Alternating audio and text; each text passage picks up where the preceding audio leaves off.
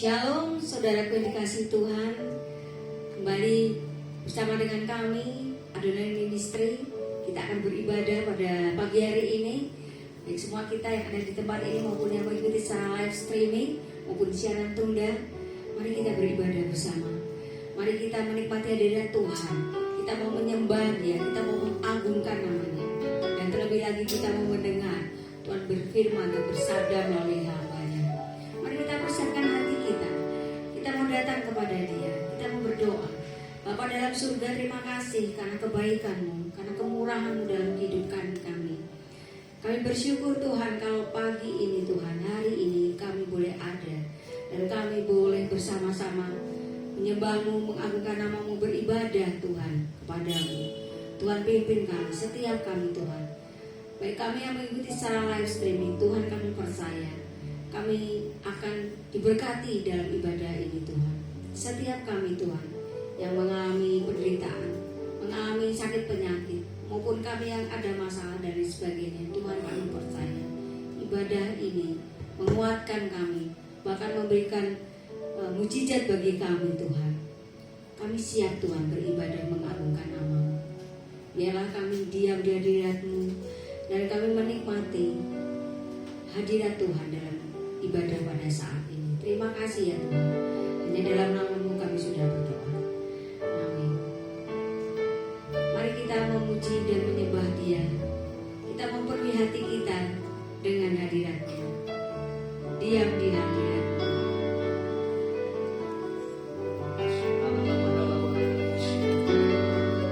Dengan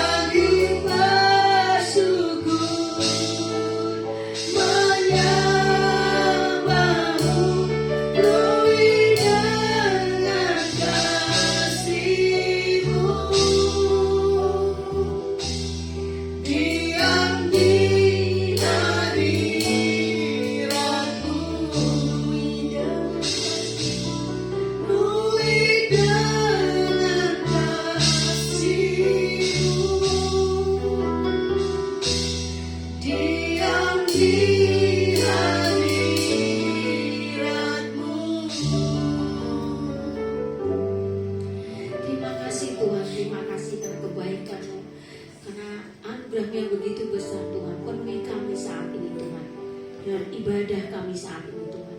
Karena kami sungguh-sungguh menikmati hadirat-Mu, dan ketika kami selesai beribadah, kami mendapatkan berkat yang luar biasa daripada Engkau saja ya Bapa. Terima kasih Tuhan, urapi setiap kami yang kami bagian dalam pelayanan saat ini, khususnya hamba-Mu yang akan menyampaikan kebenaran firman-Mu. Biarlah apa yang disampaikan sungguh-sungguh itu merupakan isi hati Tuhan, sehingga setiap kami Tuhan diberkati. Dalam nama Yesus kami sudah berdoa. Amin. Haleluya. Kita akan terus memuji Tuhan. Kita mau membesarkan namanya, besarkan nama Tuhan. Amin.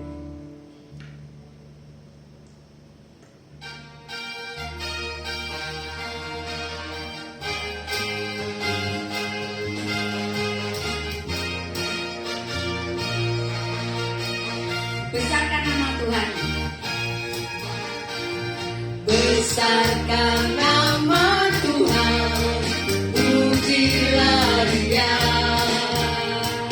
Kemurahan-Nya besar, tiada terkira. Yes. Aku tak dapat balas betapa besar kasih-Nya.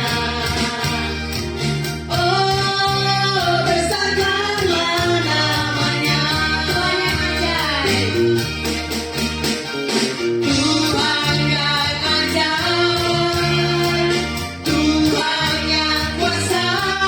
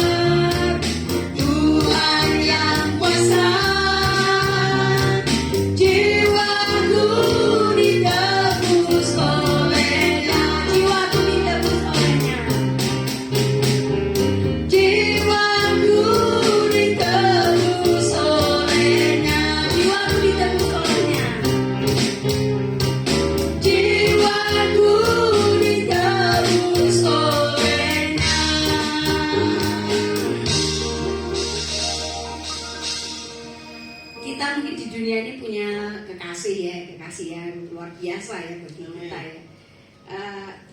Saya percaya bahwa segala sesuatu yang terjadi dalam kehidupan kita pasti Tuhan memberkati kita. Kita akan menyanyikan, memuji Tuhan. Yesus kekasih jiwaku.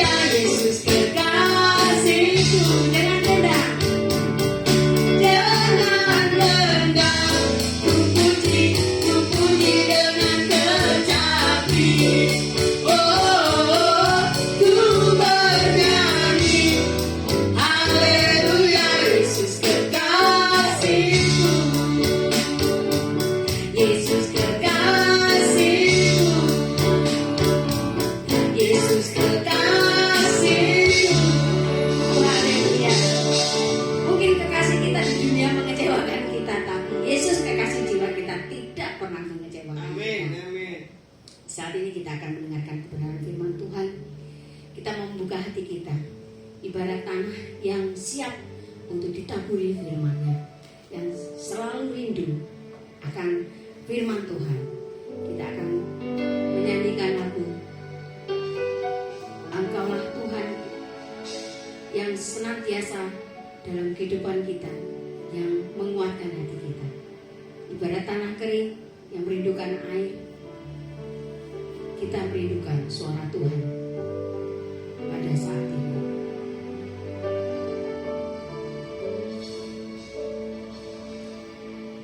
Ya Allah, Engkaulah rinduku,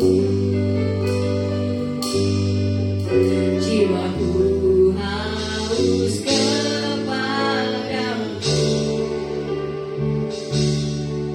seperti tanah kering tiada berair.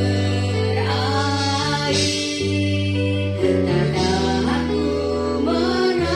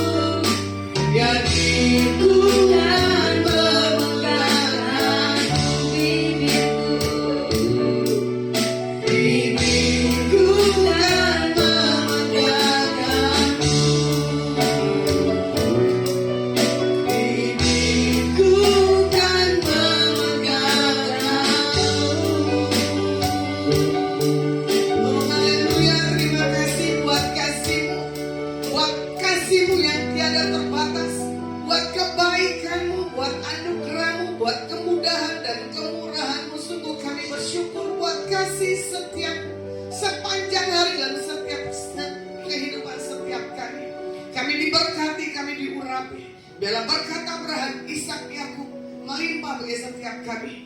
Dalam nama Yesus Mesias, kami berdoa dan mengucap syukur. Haleluya. Amin. Ya, shalom.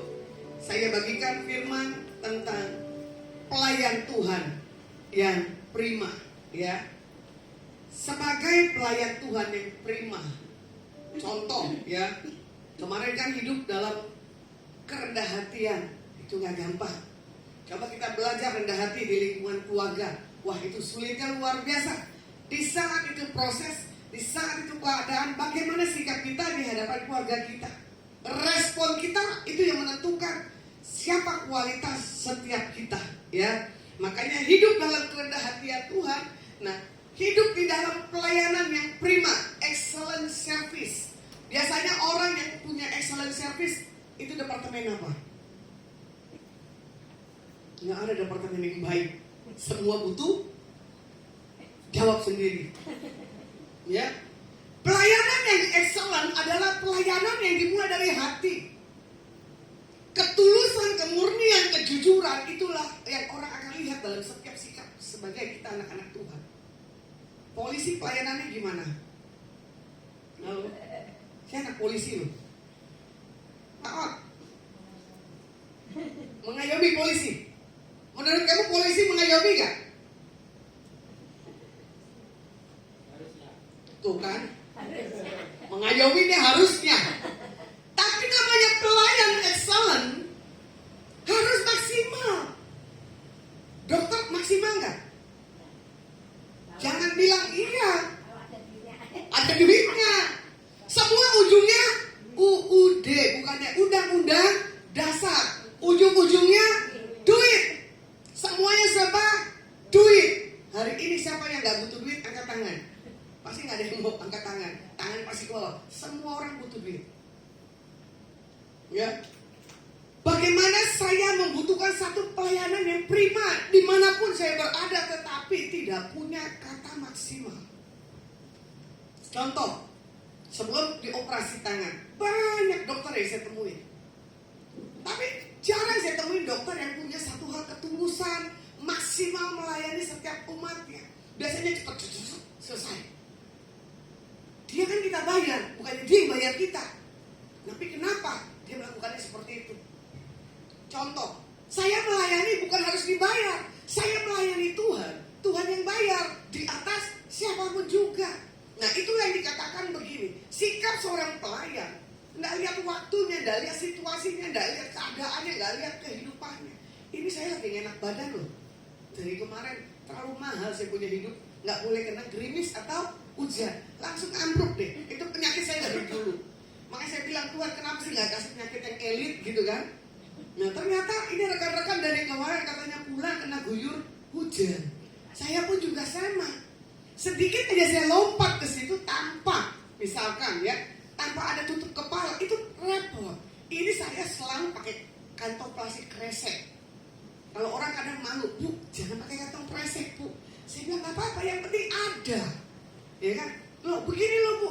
Yang penting apa? Saya sadar, pala saya ini nggak bisa apa-apa. Nah, di dalam pelayanan, kita nggak bisa melihat nih, diri kita ini dalam keadaan sakit. Contoh saya setelah streaming kemarin, saya pulang ke kos, terus saya tanya, Mbak punya obat nggak? Saya cari obat, saya nggak ketemu. Akhirnya ada ketemu, saya bilang ini Mbak udah nggak usah kasih obat. Saya pikir Mbak kosku mau masuk ke kamar, saya nggak kunci itu kamar sampai pagi, ya kan? Ternyata saya minum obat itu langsung jos bablas sampai pagi. Saya bilang Tuhan baru kali ini saya punya badan kok ya, sekali minum obat dia organ aja tuh udah lupa dunia, masuk dunia dalam supranatural. Sampai saya kaget, ya kan, dengan kondisi badan saya yang ambruk. Biasanya kalau saya kedinginan saya matiin AC, ini nggak terasa dingin, ya toh, tanpa ada selimut baru saya sadar. Berarti kekuatan kita dalam Tuhan itu terbatas. Jangan kita menganggap diri kita ini sempurna. Makanya dibilang begini, sebagai seorang pelayan harus punya sikap yang benar, memberi pelayanan maksimal, ya, dimanapun kehidupan kita tuh berada dengan satu sikap yang rendah hati. Contoh saya tadi ke toilet, tiba-tiba semua wanita rata-rata dari toilet apa, nyisir, gitu, bibir merahnya, bedaknya udah bagus belum, gitu kan? Saya pikir udah dari toilet, udah dandanan cukup dong, gak usah lihat lain lagi. Ternyata di depan lorong itu dia selfie. Saya bilang Tuhan, ini kan kesian kalau dia fotonya nggak tepat. Tapi dengan kerendah hati saya bilang, Mbak sini saya tak fotoin. Gak usah Bu, bisa. Sini Mbak tak fotoin Mbak. Saya dengan refleks tanpa saya kenal orang itu, tanpa harus disuruh. Orang yang rendah hati dan murah hati memaksimalkan keadaan apapun. Saya bilang Mbak, ini aku ambil kamera dari sisi begini, aku ambil dari posisi kamera sisi sini. Akhirnya dia bilang nih, terima kasih ya Bu, bagus. Ya sama-sama. Nah, hal yang terkecil aja deh. Kita ada siapa orang keliling servis di kamar mandi, Mbak, makasih ya. Nah, itulah sikap orang dalam hal ucapan terima kasih. Contoh kayak kemarin, saya cuma klakson mobil aja, tiba-tiba siapa udah tahu tuh mobil saya.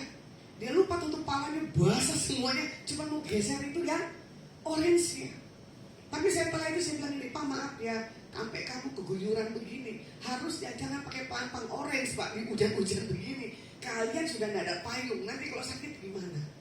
Sama kayak tadi, saya juga mau parkir, Bapak itu udah lihat kalau udah saya lambai begini.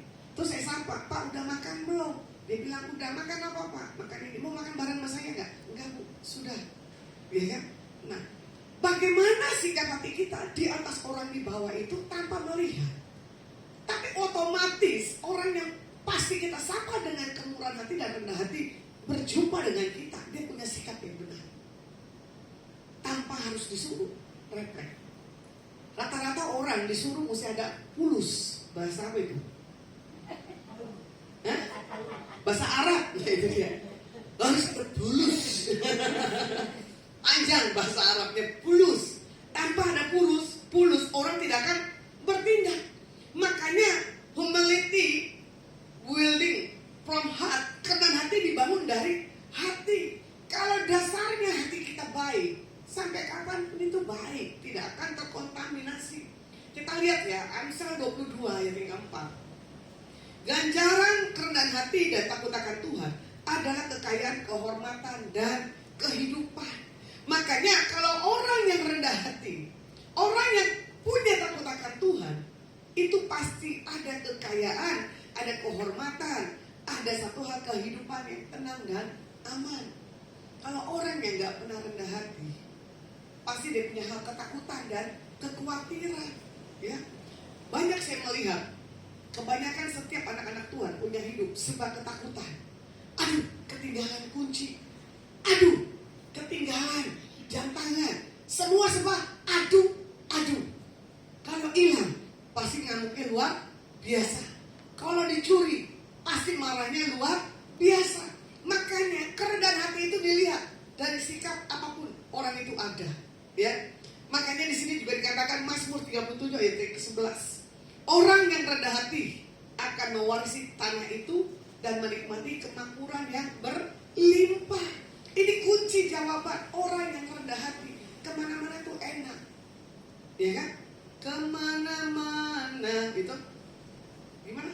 Oh, begini nasib jadi bujangan gitu. Kemana-mana tiada orang yang melarang gitu. Jadi kalau orang yang rendah hati bukan bujangan, nggak laki nggak perempuan, kemana-mana nggak ada yang larang, bebas, mau lakukan apapun enak. Contoh, tadi saya beli makanan, baru kali ini saya punya makanan tadi beli di samping, saking saya kelaparan. Harganya murah banget tuh. Karena apa? Saya harus minum obat. Saking berisiknya, saya ngomong dia nggak dengar, tapi suaminya bisa mendengar. Itulah perbedaan yang orang di bawah suami istri. Kok Bapak bisa mendengar? Iya, karena saya mengerti.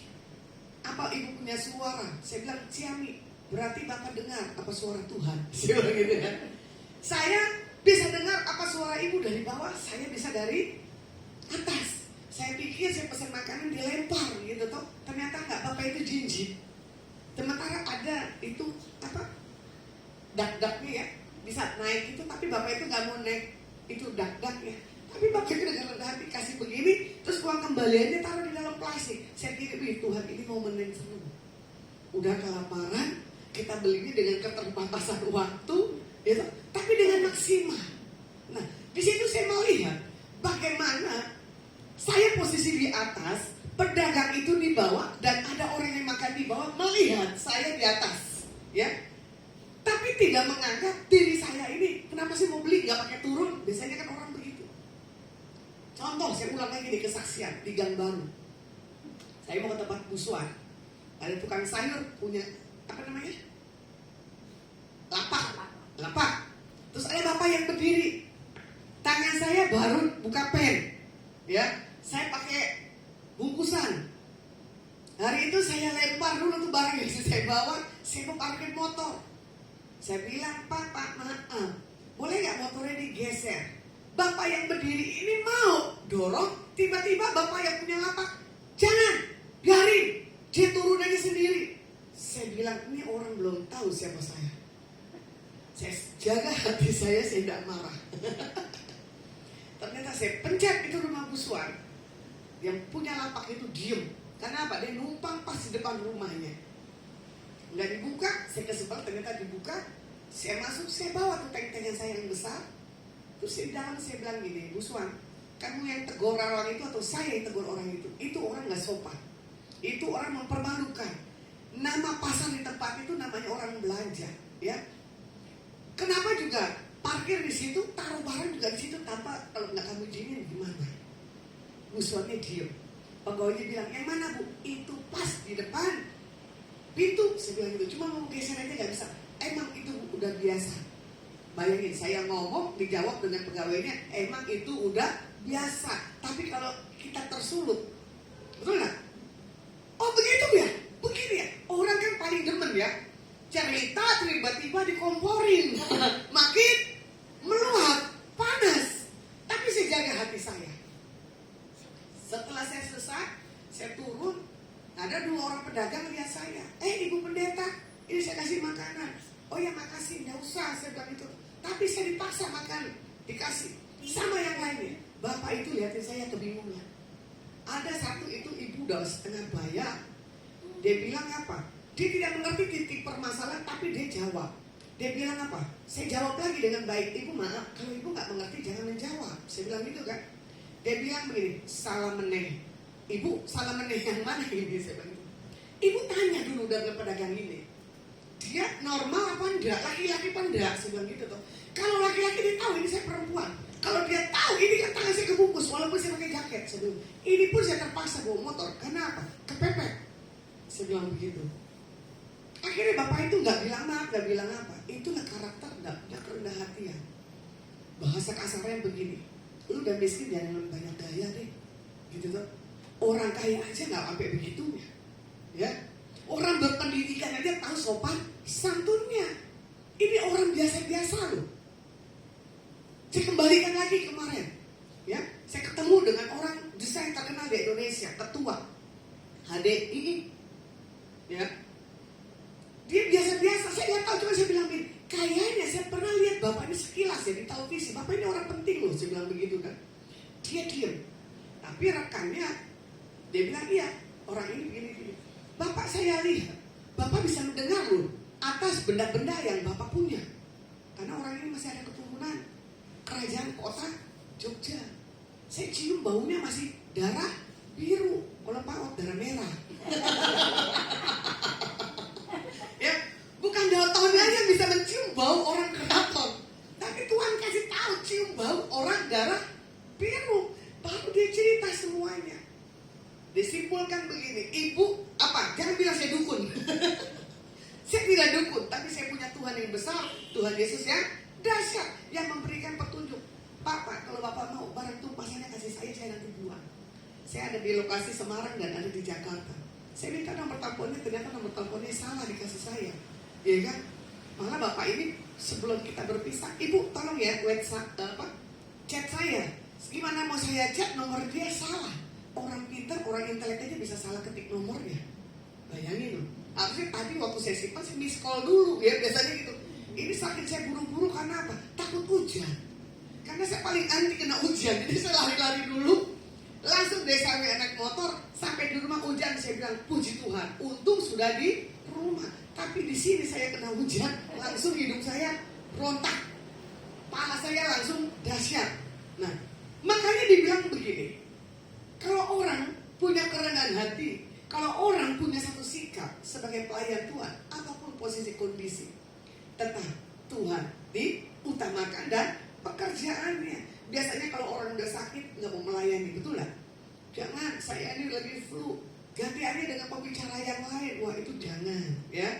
Makanya yang pertama bagaimana kita melihat Tuhan Yesus melayani perempuan yang mengalami pendarahan 12 tahun dengan kerendah hati dan kelemah lembutan. Kalau mau dilihat, ya, Matius 9 ayat 20. Pada waktu itu seorang perempuan yang sudah 12 tahun lamanya menderita pendarahan maju mendekati Yesus dari belakang dan menjamah jubahnya. Menjamah jubah. Berarti kan kalau jubahnya kan kain, bukan kainnya yang dijamah. Berarti kan jubah itu ujungnya. Betapa Yesus itu spesial, ya. Baru dipegang aja jubahnya, Tuhan Yesus sudah rasa ada sesuatu yang keluar dalam tubuhnya. Sama kalau kita punya kepekaan akan Tuhan, kita bisa tahu orang-orang yang sekeliling kita ini ada sesuatunya, ya. Bahkan bisa disampaikan pesan-pesan Tuhan. Tapi yang saya melihat bagaimana refleksnya perempuan ini untuk bisa melihat satu jawaban Tuhan, ini Tuhan masih hidup atau Tuhan dia tidak mengerti atau Tuhan tuh nggak paham, ya.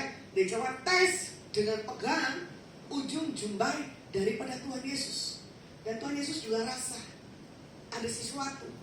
Nah, orang ini juga berkata, asal aku jamah saja jubahnya, aku pasti sembuh.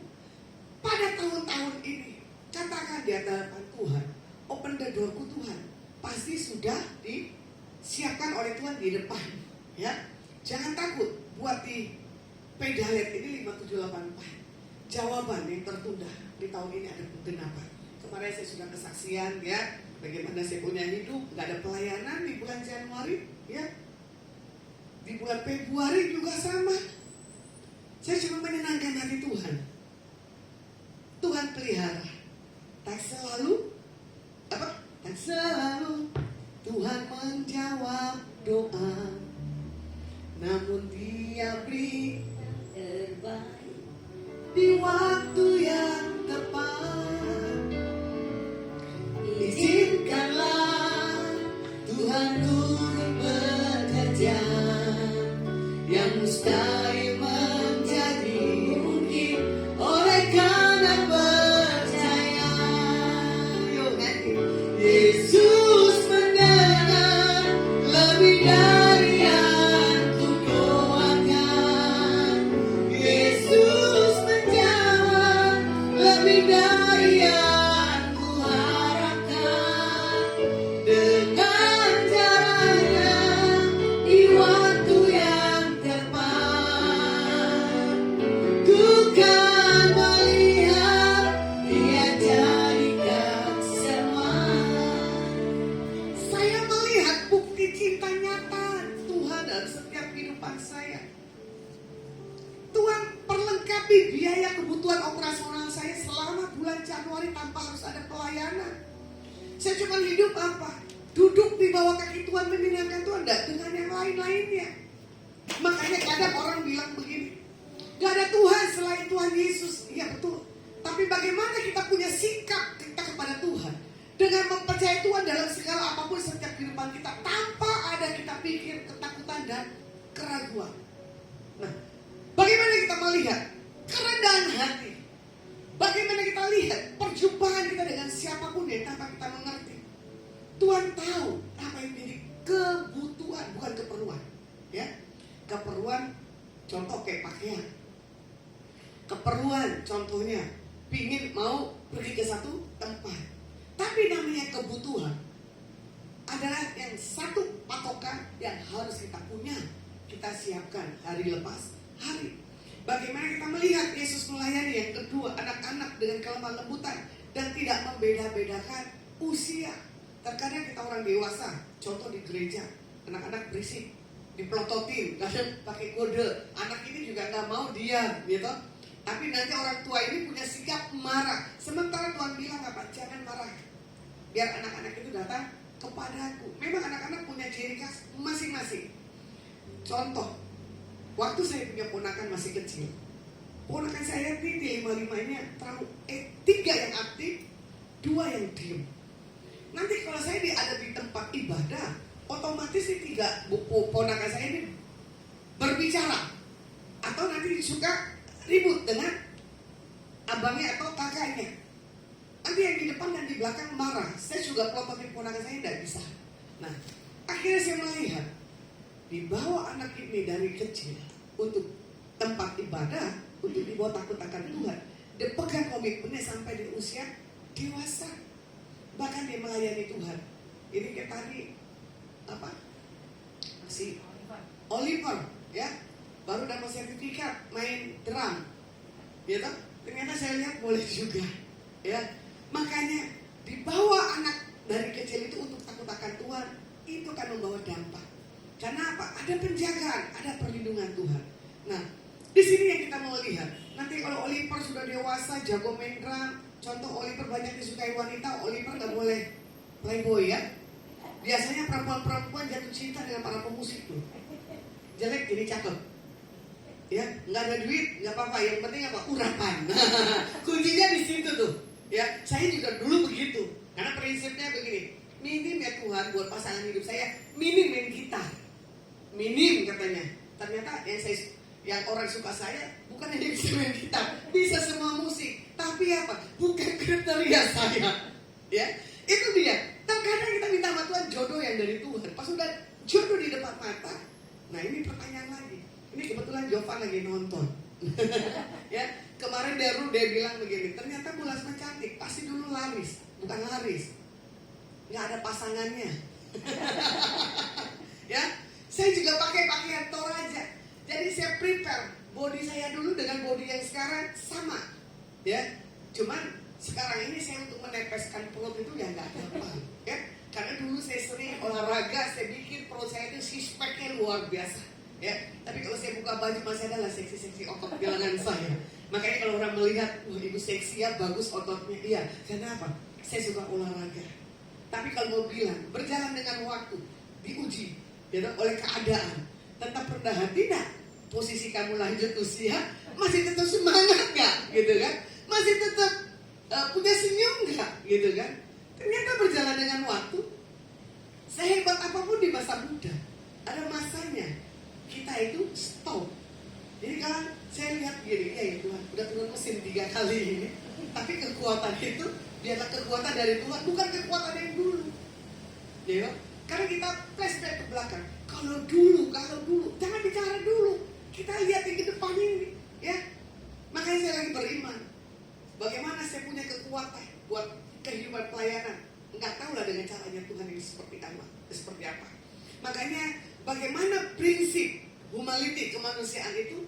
Kita lihat ya, ada 4. Ada 3. Yang pertama, prinsip kemanusiaan adalah keteladanan Yesus sebagai hamba. Contoh terbaik tentang kerendah hati dan kelemah lembutan. Dikatain, ya, ditimpukin, betul enggak? Dihina, dia tetap jaga sikap rendah hati.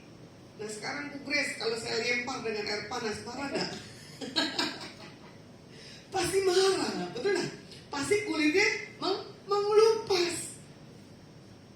Tapi memang gak gampang loh ya. Kita diperlakukan orang seperti apapun. Makanya prinsip kemanusiaan yang kedua, menempatkan yang dilayani itu sebagai orang yang prioritas. Nah ini contoh yang bantu kita di rumah. Kadang kita memprioritas dia apa enggak? Membedakan apa enggak? Jawaban ada di kalian masing-masing. Kalau saya sih tidak akan membedakan. Bahkan orang itu saya bilang tidur di samping saya. Ya, bahkan saya bilang ayo makan sama-sama dengan saya. Tidak membedakan satu dengan yang lainnya. Makanya orang bisa mengerti, ya. Makanya kadang yang pemilik rumahnya kaget. Kenapa Mbak Bu bisa sayang sama lu? Nah itu dia. Karena apa? Saya mengangkat dia itu sama. Saya memberi yang terbaik buat hidupnya. Kadang dia kalau masak, dia telepon, Bu, saya masak ini. Bosnya belum tentu lapor. Dia tahu kalau Mbak ini masak kesukaan saya. Saya langsung, oke, saya datang ya ke situ. Tanpa saya ngomong dengan bosnya kaget. Loh, kok tumben datang? Iya, karena Mbak masak kesukaan saya. Dia tertawa. Wah Mbak, kalau gitu lu masakin terus aja pulas datang ke sini. Dia pasti rajin ya, gitu kan. Nah, saya bilang enggak, jangan sogok saya dengan masakan daripada Mbakmu. Nah, kadang kita melihat ya, dari sisi kita perhatikan orang, gak usah harus yang terbesar. Jangan suka beda-bedakan satu dengan yang lainnya. Semua itu sama di mata Tuhan. Nah, bagaimana yang ketiga, masalah besar itu, gitu, jangan dibesarkan, harusnya dikecilkan. Yang kecil itu dihilangkan. Tapi saya mau katakan gini, baik masalah besar dan kecil, kalau bisa dihilangkan dan dilupakan. Makanya kita harus bisa waspada, ya. Bagaimana? Yang pertama, orang bisa juga menilai siapa diri kita. Bukan kata kita, tapi apa kata orang. Itu yang benar. Nah, makanya untuk kita melayani, harusnya kita melayani dulu, jangan sampai dilayani. Karena orang otomatis malu kalau kita melayani dulu tanpa kita yang dilayani. Kalau kita sudah melayani yang baik, pasti orang itu akan baik. Nah, bagaimana sikap yang kedua? Kita harus waspada dan berjaga-jaga di dalam hal senantiasa pelayanan, ya. Di sini kita melihat 5 gadis bijak dan 5 gadis bodoh pelayanannya, ya. Matius 25 ayat 1 dan ke-13. Tidak berjaga-jaga, kecuali ya dia tidak punya hikmat. Bagaimana kita melihat 5 gadis yang bodoh ini, dia punya satu sikap yang benar. Bagaimana dia tahu bahwa nanti akan lebih datang satu Tuhan yang membuat satu hal perbedaan, ya. Bagaimana yang bodoh ini mempersiapkan pelita yang terbaik buat seorang mempelai yang nanti akan membawa sesuatu hal perubahan. Makanya di sini juga dikatakan pelayanan yang excellent, yaitu yang harus berharga, maksimal dalam segala sesuatunya. Contohnya, ya, waktu Tuhan Yesus disalib, dia melepaskan haknya sebagai Tuhan. Dia menganggap dirinya itu manusia. Walaupun dia dipaku, saya tahu tuh rasanya sakit, tapi dia nggak menjerit, "Au!" gitu kan. Seperti saya baru masuk jarum sebentar aja, baru di ujung udah begitu kan. Karena apapun yang masuk dalam tubuh saya tahu. Jadi saya tidak bisa bayangkan bagaimana Tuhan Yesus itu pengorbanannya. Makanya kadang orang nyanyi paling gampang, karena salibmu gitu, ku hidup. Tapi menjalani salib Yesus ini nggak mudah, nggak gampang. Di saat apa? Prosesnya apa? Kesehatan, prosesnya apa? Keuangan, prosesnya apa? Keluarga, prosesnya apa? Teman yang menipu. Nah, itu yang gak gampang. Makanya kalau mau dilihat contohnya ya, ayat penutup Bilangan 12 ayat yang ketiga. Musa adalah orang yang sangat rendah hati, melebihi semua orang yang hidup di bumi ini. Teladan Tuhan Yesus, teladan Musa, biar ada teladan dalam setiap kehidupan kita sebagai anak-anak Tuhan. Jadi biarlah firman pada hari ini adalah satu hal, memperingati setiap kita harus punya satu hal, pelayanan excellent, ya, pelayanan yang maksimal, prima buat apapun dan siapapun. Kita angkat pujian, melayani.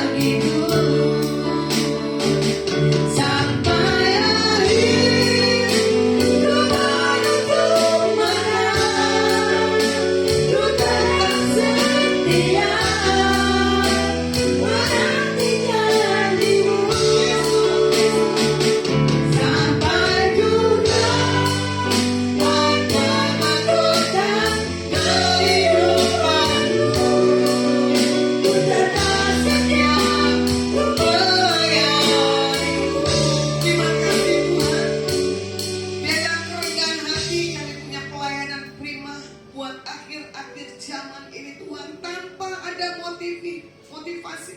Tanpa ada satu paksaan, tapi kami melayani dengan tulus, itu karena perintah dirimu. Melayani adalah satu hal keputusan. Melayani adalah satu hal sikap hati yang benar-benar kami mencintai. Biarlah firman pada hari ini menjadi tertanam dalam setiap kehidupan setiap kami. Kami berdoa buat Presiden kami, Pak Joko Widodo dan Pak Amin. Terima kasih di masa-masa titik selesai kepemimpinan mereka. Biar Tuhan jagai, Tuhan berkati, Tuhan lindungi. Shalom turun buat Presiden kami. Diberkati RT, RW, Lurah, Camat, Gubernur, Wali Kota, Bupati, para menteri, para panglima, darat, udara, laut, dan kepolisian. Diberkati pelayan-pelayan Tuhan dimanapun mereka berada. Diberkati menara doa Polus. Diberkati tim yang menjaga di tempat ini. Diberkati Pak Posundok yang sudah menjadikan satu saluran berkat buat setiap umat-umatmu memakai tempat ibadah di tempat ini. Jagai istri, anak, mantu, dan keluarga besar. Diberkati karyawannya. Dijagai seluruh aset-asetnya. Biarlah di Paidalet ini Pak Posundok di bawah Tuhan lebih dan lebih lagi. Kalau kami akan tinggalkan tempat ini, kami mengangkat kedua tangan kami. Pulanglah dan bawalah berkat yang terbaik yang datang dari nama Bapa, Putra, dan Roh Kudus dalam persekutuan yang manis. Biar apa yang dipegang, disentuh, dibuat Bapa Yahweh berhasil. Yang sudah percaya terima berkat Tuhan, mari sama-sama katakan amin.